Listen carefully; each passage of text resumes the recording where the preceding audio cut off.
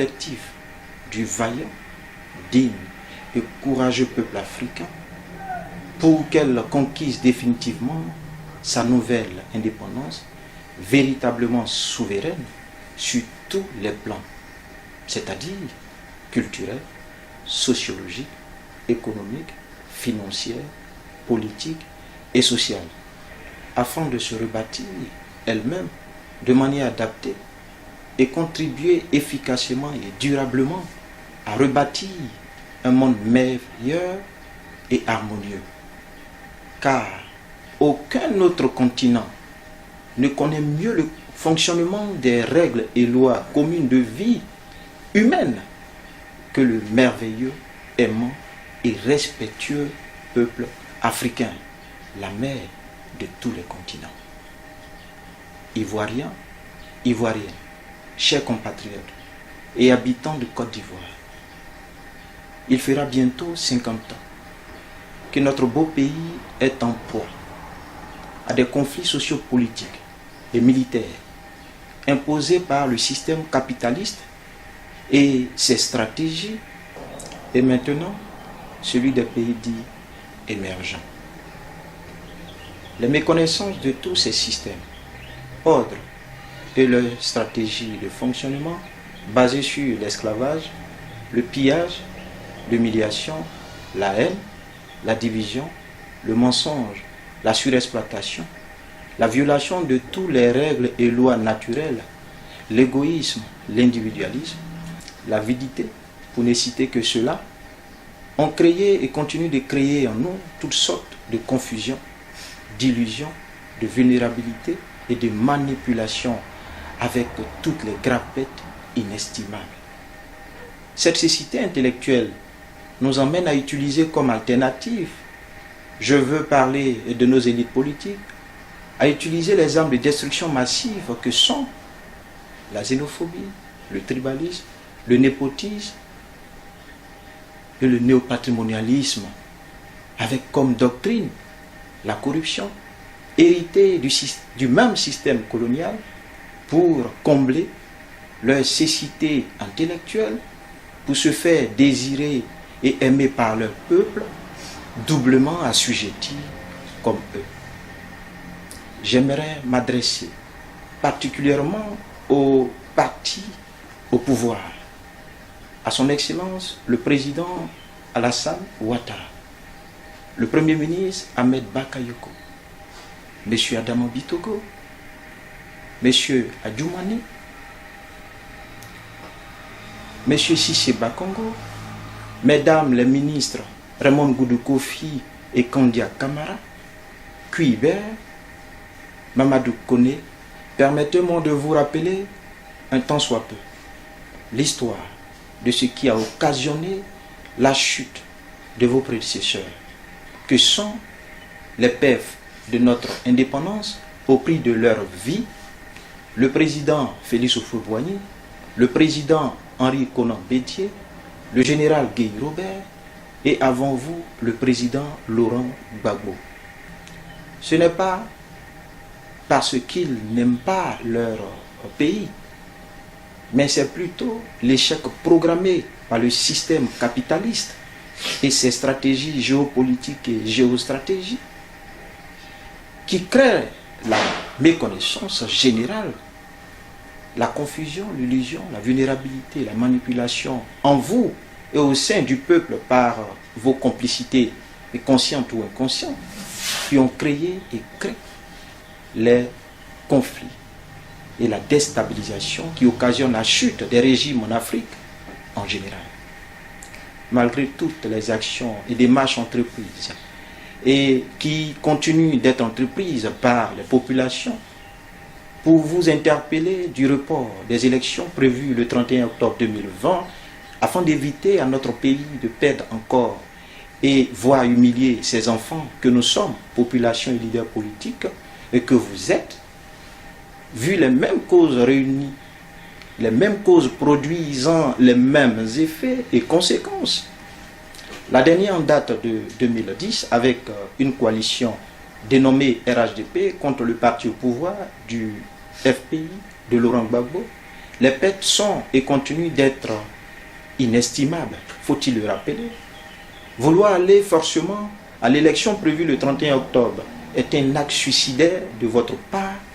qui entraînera des morts de nos populations dont vous dites vouloir son bien-être. La probabilité que cette élection ne peut se tenir à la date du 31 octobre 2020 avec une victoire pour le parti au pouvoir et sans conflit est grande.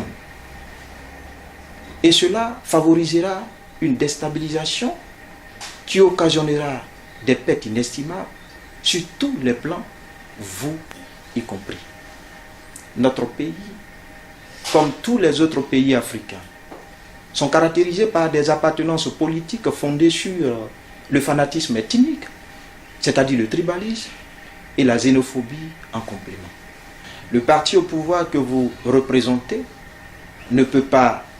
gagner ou prétendre gagner ces élections face à une opposition composée de plus de 18 membres, eux-mêmes aussi membres des 95% des populations ivoiriennes avec leur appartenance ethnique, avec un tel environnement. Vouloir aller forcément aux élections prévues le 31 octobre serait un acte suicidaire de votre part contre le peuple que vous prétendez défendre et vous-même. À toutes les composantes de l'opposition actuelle, je vais citer le président Henri Konan Bédié, Laurent Gbagbo, Afi N'Guessan, Mabry Touakeus, Mamadou Koulibaly, Anaki Kobena, Soro Guillaume, Blé Goudé, Wényen, Daniel Boni-Claverie, Ouattara Nyonzié, pour ne citer que ceux-là. Permettez-moi aussi de vous faire un petit rappel de l'historique des 9 autres alliances et de ce qui a occasionné les divorces de ces alliances basées sur les intérêts égoïstes au détriment de l'intérêt général du peuple avant la vôtre, qui est la 10e alliance créée dans notre pays depuis bientôt 50 ans. C'est la même cécité intellectuelle qui crée la confusion, l'illusion, la vulnérabilité et la manipulation pour donner vie aux alliances. Et c'est par la confusion, l'illusion, la vulnérabilité et la manipulation basée sur les mêmes intérêts égoïstes qui jusque-là n'ont pas encore trouvé de solution adaptée et durable pour une prise de conscience collective qui continue de créer les conflits et la déstabilisation interne et externe de notre pays et de notre continent africain en général. Après plus de 9 alliances, créées par la confusion, l'illusion, la vulnérabilité et la manipulation, dues à la méconnaissance du système capitaliste et de ses stratégies de fonctionnement, avec ses effets et conséquences économiques, politiques, sociales, financières, nous assistons actuellement à celle qui va détruire totalement notre pays, la Côte d'Ivoire, demain, si rien n'est fait pour la stopper. La seule solution durable et adaptée pour nous guérir, nous libérer et nous affranchir de la confusion, l'illusion, la vulnérabilité, la manipulation, avec toutes ses conséquences à court, moyen et long terme, programmées qu'elle engendre, est la connaissance des causes généalogiques, géopolitiques et géostratégiques des problèmes ivoiriens et africains. Nous avons eu plusieurs alliances et conflits précédents entre le PDCI, majoritairement Baoulé, au pouvoir, et une alliance d'opposition dirigée par l'UFPI, majoritairement BT, soutenue par d'autres régions. On se rappelle des conséquences tragiques de ces conflits tribaux, ainsi de suite jusqu'à aujourd'hui, avec celles qui regroupent toutes les armes de destruction massive, héritées de la colonisation, notamment le tribalisme et la xénophobie. Les Ivoiriens, comme nos parents venus des autres pays africains se trompent de combat et de cibles. Les différents appels de la part de nos acteurs politiques à l'endroit des organisations, des institutions internationales dites universelles, lesquelles font partie intégrante du système capitaliste qui nous tiennent captifs depuis des décennies, démontrent le niveau de méconnaissance et de cécité intellectuelle et des vrais fonctionnements des relations internationales qui régit le fonctionnement mondial de la part de nos élites politiques. La loyauté envers le colonisateur au détriment de l'intérêt général de son peuple employeur de la part de nos élites politiques a toujours donné comme récompense leur humiliation et la déshumanisation de nos populations. Je me tourne vers les États, les autres continents, leurs multinationales, leurs organisations et institutions dites universelles, avec des lois discriminatoires, facultatives pour elles et obligatoires pour l'Afrique, qui vivent du sang innocent, tapis dans l'ombre et tirent les ficelles par leur manigance, d'arrêter immédiatement leur action de déshumanisation de l'Afrique. Je me tourne vers l'armée de Côte d'Ivoire dans sa grande composante. Je vais citer d'abord les généraux, le chef d'état-major Lassina Doumbia, le général de brigade aérien, c'est-à-dire l'armée de l'air, Kofi Nguessan Alfred, le général de brigade de l'armée de terre, Dem Ali Justin, et le capitaine de Verseau, le major Nguessan Kwame Célestin, chef d'état-major de la marine nationale, ainsi que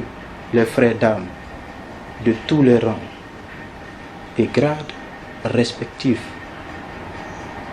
Voilà bientôt 50 ans. Aussi que notre grande muette a été atteint par le syndrome de la xénophobie, le tribalisme, orchestré par nos élites politiques qui ont poussé peu à peu notre armée à sortir de sa mission régalienne qui était à l'origine la protection des hommes et des biens pour devenir la protection des partis politiques et des intérêts égoïstes au détriment des intérêts du peuple, son employeur. J'en appelle au sens de responsabilité première qui régit le fonctionnement de l'armée qui est la protection des personnes et des biens, à privilégier celle-ci afin d'éviter d'aggraver la situation déjà dramatique de notre pays. L'idée même d'un coup d'État ne pourra qu'empirer notre situation qui prévaut depuis des décennies. Aux généraux, aux hommes de rang, je vous exhorte à privilégier l'intérêt général du peuple,